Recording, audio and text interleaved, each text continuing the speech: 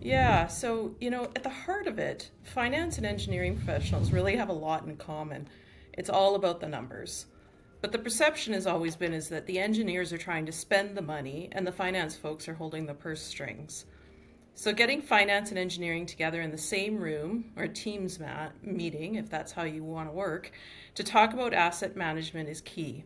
Finance needs to understand how critical the infrastructure is to service delivery, and the engineers could have some more appreciation for the complexity of the various funding streams for the infrastructure and the balancing act needed to accommodate all the priorities in governments.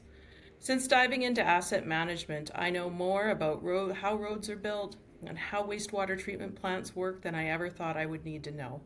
But it definitely helps when we're sitting down to talk about what is needed in our 5, 10, 20-year capital plans, and the engineer in the room is talking all about the expensive parts that wastewater treatment plant uses. I know what parts they're talking about and can appreciate how important that wastewater treatment plant is not only to the health of our community, but the connection between outflow and the health of the environment around us. It gets us on the same page faster.